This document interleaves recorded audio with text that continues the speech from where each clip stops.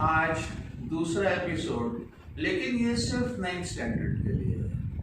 पिछले पहले episode 8th और 9th का मैंने क्लब करके एक पूरा का पूरा वीडियो बनाया था, लेकिन अब आगे का जो एडवांस्ड है that is only for standard 9th। Okay, तो लास्ट क्लास में अपनी आखिर जो बात हुई थी वो हुई थी अबाउट रेशनल नंबर्स।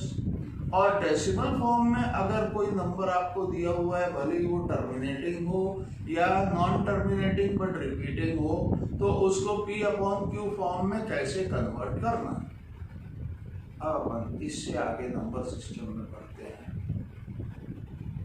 अगर रैशनल नंबर्स हैं तो इर्रेशनल नंबर्स भी होना चाहिए, मतलब ऐसे नंबर्स भी होना चाहिए जो कि नॉन टर्मिनेटिंग और नॉन रिपीटिंग हो।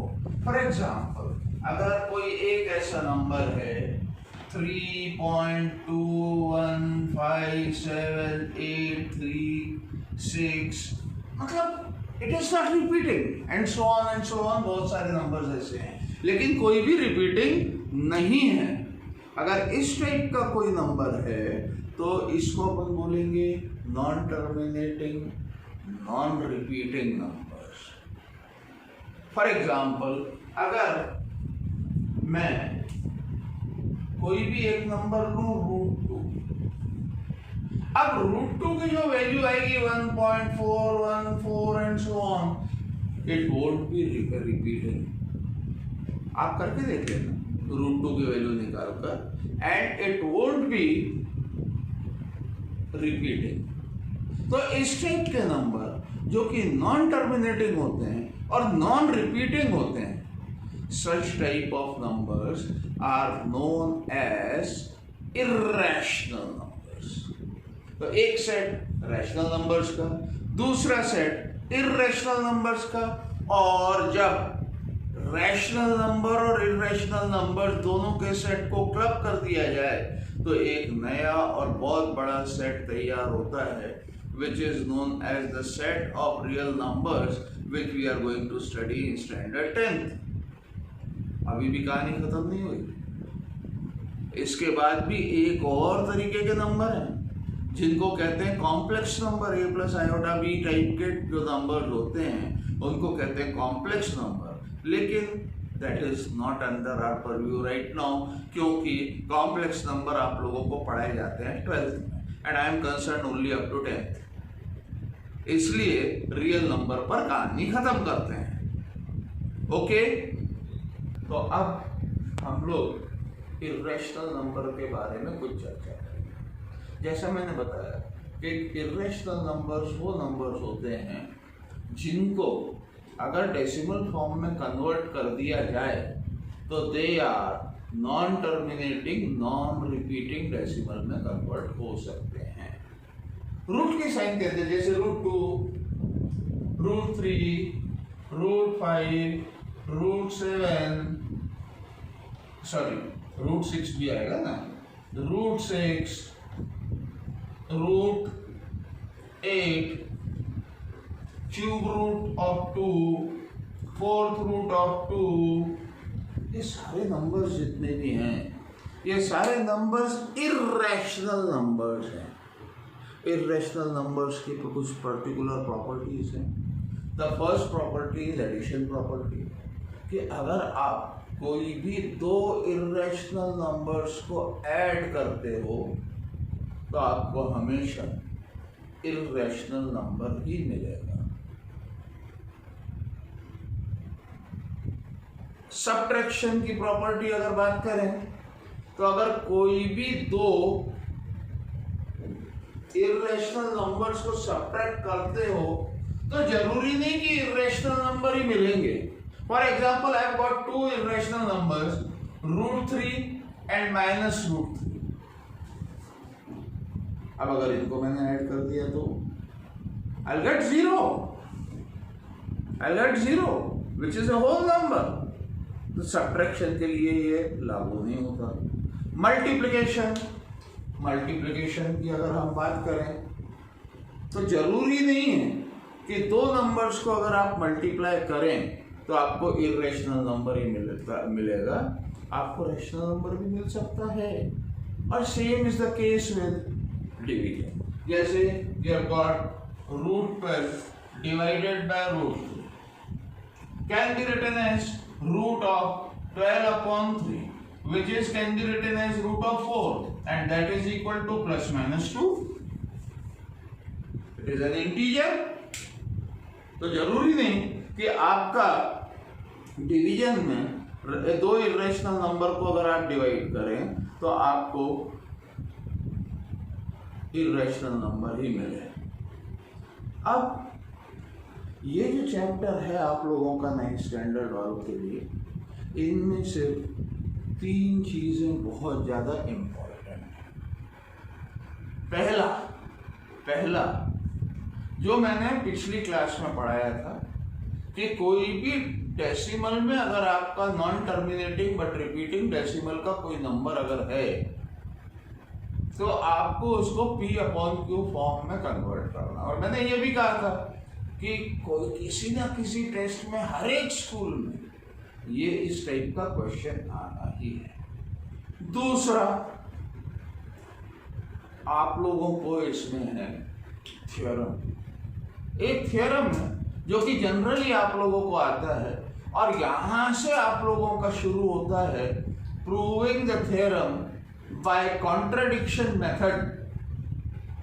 Proving the theorem by contradiction method, और इसको कैसे प्रूव किया जाए वो। तीसरी चीज जो आती है वो आती है कि आप किसी भी इरेशनल नंबर को या रियल नंबर को नंबर लाइन के ऊपर रिप्रेजेंट कर दो। सिर्फ आपको ये 3 चीजें स्कूल के एग्जाम में, सबसे इजी चैप्टर है, बहुत तकलीफ का कोई काम नहीं है इसमें, आपका आसानी से हो सकता है। तो अपन सबसे पहले कॉन्ट्रडिक्शन मेथड समझेंगे। एक बात का ध्यान रहे कि 9th स्टैंडर्ड में जो कोर्स है उसका 70% आपका ज्योमेट्री है और 30% अलजेब्रा है। अब 70% अगर ज्योमेट्री, और वो भी यूक्लिडियन ज्योमेट्री है जिसमें आपको मैक्सिमम चीजें एज थ्योरम प्रूव करना पड़ती है। तो उसको प्रूव करने के लिए 2 तरीके होते हैं किसी भी चीज को यूक्लिडियन ज्योमेट्री। पहला डायरेक्ट मेथड कि आप जो भी रीजनिंग वगैरह देते हुए स्टेप बाय स्टेप गिवन से शुरू करके और जो प्रूव करना है वहां तक पहुंच जाओ और आगे फिर हैंस प्रूव लिखकर फुर्सत हो जाओ। हैंस प्रूव लिखो या QED लिखो। अब आप बोलोगे QED क्या? आपने देखा होगा ना कई जगह पर इस ढंग से लिखा रहता है QED, या फिर सीधा सीधा सिंपल इंग्लिश में hence proved. This is Latin, उसका एब्रिविएशन है QED एंड इट इज क्वाड इरेट डेमोन्स्ट्रेंडम।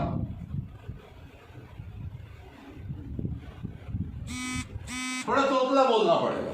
क्वाड इरेट डेमोन्स्ट्रेंडम, QED, और इसका लिटरल मीनिंग है which was to be prove. आपने प्रूव कर दिया which was to be prove. Okay, तो थ्योरम प्रूव करने के लिए let us take up one theorem कि कॉन्ट्रडिक्शन मेथड से किस ढंग से प्रूव किया जा सकता। अब इसके लिए एक आपको एग्जांपल दूंगा। सपोज करो कोई लड़का है जिसका नाम इशितो है और वो लड़का आपसे, आपका मैथमेटिक्स का टीचर बोलता है कि भाई प्रूव दैट इशितो इज अ लड़का। कॉन्ट्रडिक्शन मेथड क्या है इसका मतलब समझा रहा हूं ना। प्रूव दैट इशितो इज अ लड़का, ठीक है भैया, प्रूव करेंगे। तो प्रूव करने के लिए कॉन्ट्रडिक्शन मेथड क्या बोलता है? Let us assume that Ishita is a लड़की, सीधा। और उसके बाद ये असम्पशन के ऊपर और इससे अपना बेस शुरू करके फिर इशितो की सारी प्रॉपर्टीज लिखते जाओ। लिखते लिखते सारी प्रॉपर्टी जब लिखोगे तो आपको दिखेगा कि डेफिनेटली इशित तो लड़की नहीं है, और अगर लड़की नहीं है तो लड़का है, चूहा थोड़ी होगा। ठीक है, अब अपन ये प्रूव करेंगे कि prove that √2 is an irrational number. √2 is an irrational number. That means √2 is not a rational number. तो जैसा अभी मैंने पिछले उसमें एग्जाम्पल में इशितु के बताया था कि अपन सबसे पहले ये अज्यूम करेंगे कि लेट √2 बी ए रैशनल। अब अगर √2 रैशनल नंबर है तो मैं इसको ऐसा लिख सकता हूं, √2 can be written in the form P/Q। Definition याद करो पिछली क्लास का, पिछले एपिसोड का, कि a rational number is a number of the form P/Q such that Q not equal to 0 and P and Q both do not have any common factor other than 1 and P and Q belong to a set of integers। I hope सबको पिछले episode का ये याद होगा। तो सबसे पहले मैं इसको क्या करूंगा, squaring both sides, squaring both sides. So √2 that means squaring both sides करें तो 2 is equal to P²/Q²।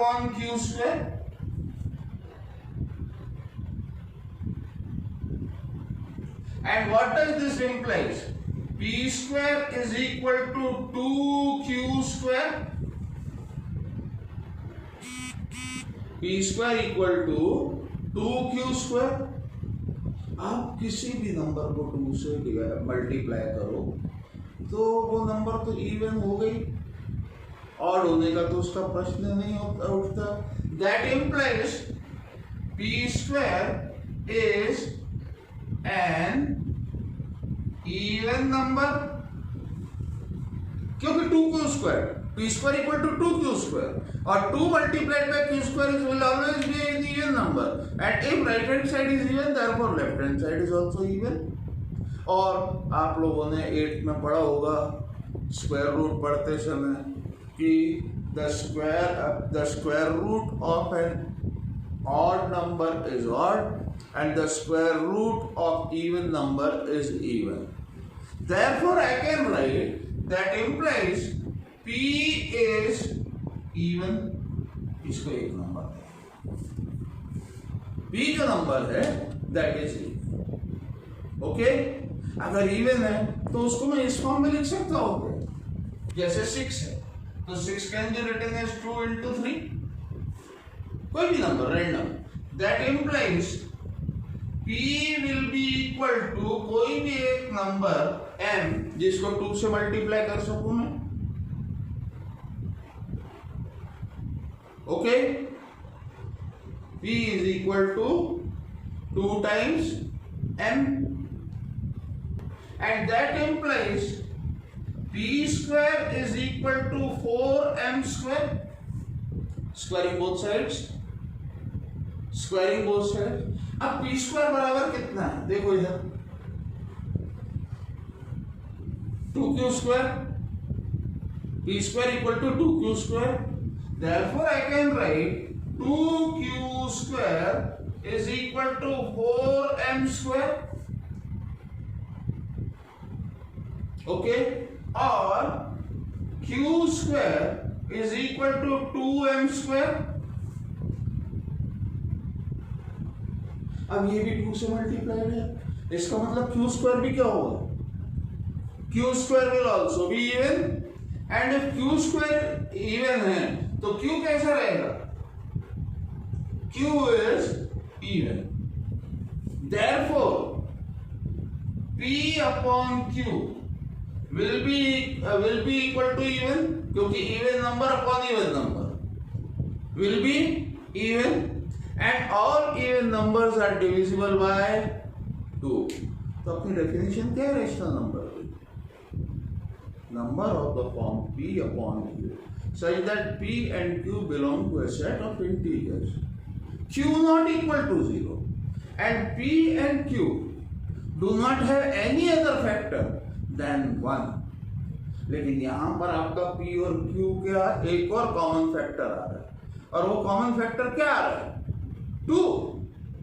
Common factor आ रहा है 2. इसका मतलब p upon q cannot be a rational number according to definition.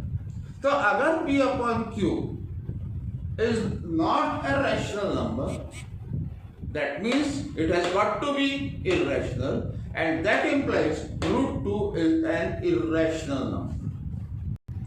तो अब तीसरी चीज जो कि इस चैप्टर में इंपॉर्टेंट है, और इसके बाद फिर एक और है जो कि एनसीईआरटी की बुक में इसी में नंबर सिस्टम भी कंपाइल्ड है, लेकिन बाकी सारी जितनी भी रेफरेंस बुक है उसमें वो एक अलग तरीके उसमें दी हुई है, and that is known as shirts.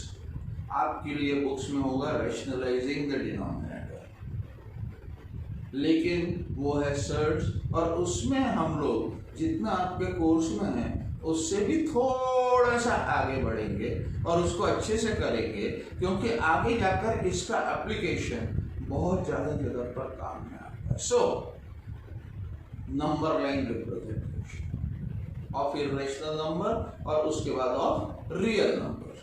Now irrational number के बारे में तो एक चीज आपको पता, आप लोगों ने पाइथागोरस थ्योरम तो पढ़ा ही है 7th क्लास, 8th में उसका एप्लीकेशन भी किया हुआ है, ठीक है. 9th में अगर अपन देखें तो सपोज करो if you have got a triangle whose both the sides are of 1 unit, what would be the hypotenuse? Can anybody tell? 1 square plus 1 square equal to hypotenuse का square. That means 1 plus 1 is equal to hypotenuse का square. That means hypotenuse का square is equal to 2. Therefore hypotenuse will be of root 2. Hypotenuse की जो length रहेगी वो रहेगी root 2. अब मैं एक और काम करता हूं, ये साइड तो मैं 1 ही रहने देता हूं, लेकिन इस साइड को मैं रूट 2 कर देता हूं और फिर इसको जोड़ता हूं और ये 1 है. अब आप बताएं हाइपोटेन्यूज कितनी रहेगी? Hypotenuse is going to be root of 3. 1 का स्क्वायर प्लस रूट 2 का स्क्वायर, 1 का स्क्वायर 1, रूट 2 का square 2, 1 plus 2 3. 3 is equal to hypotenuse का square, therefore hypotenuse will be equal to root 3. उसके बाद मैं वापस से इधर 1 ही चलने देता हूँ, इधर मैं रूट 3 लेता हूँ इसको, और रूट 3 लेकर इसको ऐसा जोड़ देता हूँ. ये मेरा 1, ये मेरा रूट 3. क्या है? Obviously root 4 which is 2. Obviously root 4 which is 2. फिर मैं इधर 1 लेता हूँ, इधर 2 लेता हूँ और फिर जोड़ता हूँ. क्या आएगा? रूट 5. रूट 5. तो इसी से आप नंबर लाइन पर रिप्रेजेंट कर सकते हैं. ध्यान रहे, you cannot locate the point. You can just represent the point because the point is dimensionless. इसलिए आप सिर्फ उसको रिप्रेजेंट कर सकते हो. एग्जैक्ट रूट 5 निकालना आपके बस का, आपके क्या किसी के बस का? किसी के बस का. क्यों? क्योंकि according to mathematics point is a dimensionless entity. You can not draw a point. ये अगर आप इसको बोलो कि दिस इज ए पॉइंट या this is a point, normal भाषा में एलिमेंट टर्म्स में बोलो ठीक है पॉइंट है, लेकिन अगर ये पॉइंट है तो ये क्या है, और अगर ये पॉइंट है तो फिर ये क्या है?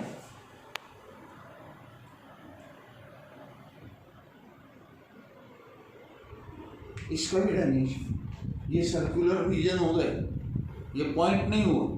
Point is dimensionless, you cannot see a point. तो उसी ढंग से you can just represent a point on a number line. You can just represent a point on the number line, you cannot draw a point on the number line. So what is to be done? See, irrational number को number line पर draw अगर आपको करना है तो this is my number line. See, 1, 2, 3,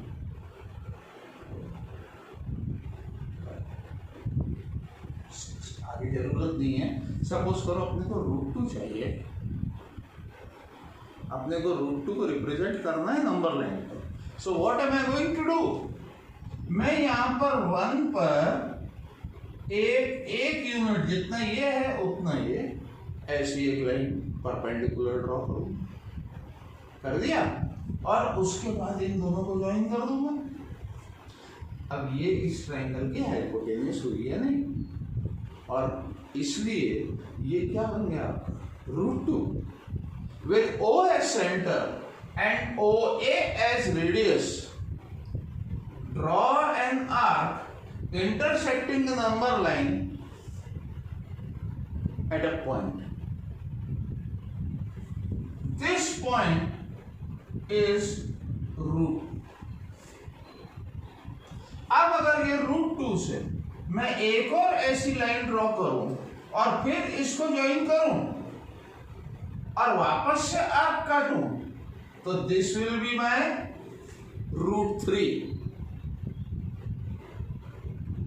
क्योंकि ये √2 हो गया, ये 1 हो गया. √2 का स्क्वायर प्लस 1 का स्क्वायर, दैट मीन्स 3. हाइपोटेन्यूज का square equal to 3. Therefore, hypotenuse will be equal to √3. और जितना हाइपोटेन्यूज है उतनी ही डिस्टेंस रहेगा. फिर √3 से वापस में अगर एक और आर्क ऐसा बनाऊं और इसको ज्वाइन करूं तो ये मेरा 2 पर से निकलेगा विच इज √4. और फिर वापस यहाँ से एक लाइन ड्रॉ करूं और इसको ऐसा ज्वाइन करके ऐसा करूं तो this will be my √5 and so on and so on. अब इसमें सपोज करो कि आपसे कोई बोले represent √51 on the number line. पागल हो जाओगे 51 तक पहुंचते पहुंचते. तो इतना करने की कोई जरूरत नहीं है. सीधा क्या करना है देखो आप.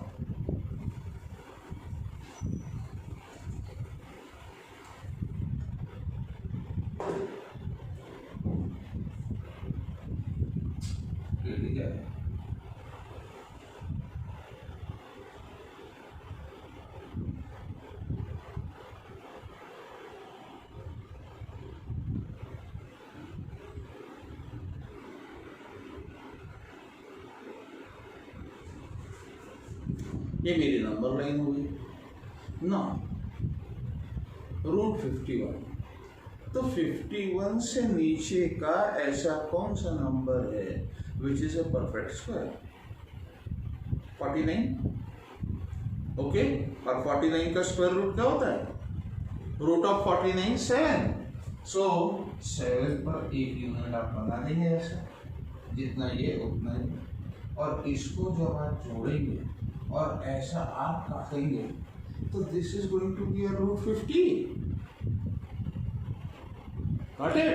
और √50 पर वापस एक लाइन ड्रॉ करके और ऐसा करके ऐसा करेंगे तो दिस विल बी √50. ये सब करने की जरूरत नहीं. ओके. तो अब सर्च से पहले का आखिरी topic, representation of a real number on the number line. Suppose करो कि आपको स्क्वायर रूट ऑफ 3.5 या 4.5, स्क्वायर रूट ऑफ 3.5 आपको रिप्रेजेंट करना है नंबर लाइन के. तो क्या सो चलो सबसे पहले तो ये आपकी बन गई नंबर लाइन 0 1 2 3 4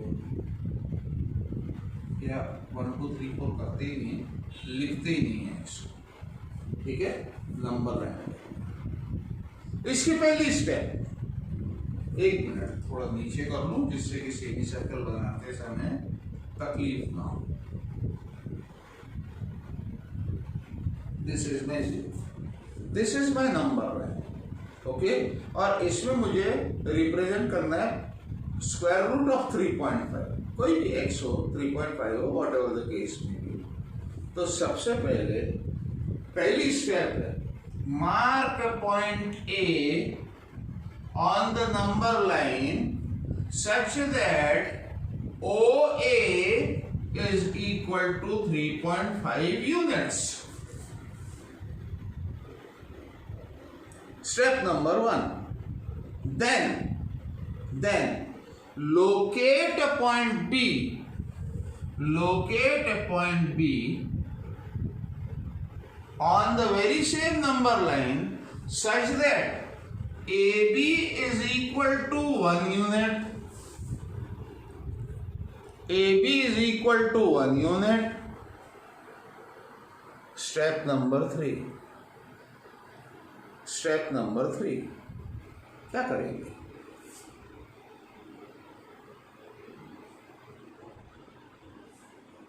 OB का परपेंडिकुलर बाइसेक्टर बनाएंगे। This is my perpendicular bisector of OB, ठीक है। Intersecting in C, intersecting OB in C,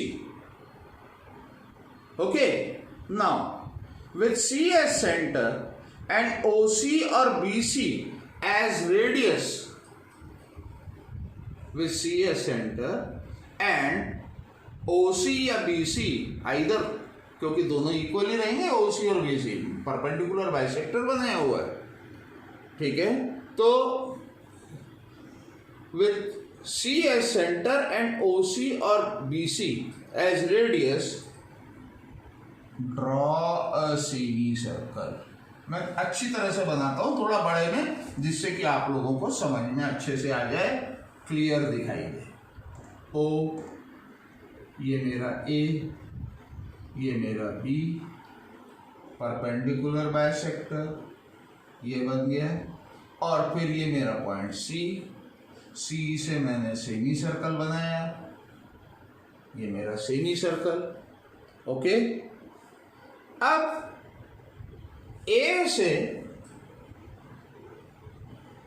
आपको परपेंडिकुलर बनाना है which intersects the semicircle in M.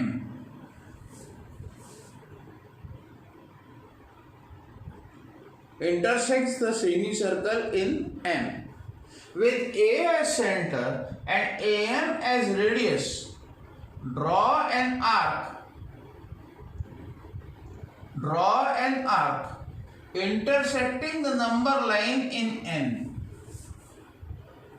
AN is equal to root of 3.5. AN is equal to root of 3.5, okay.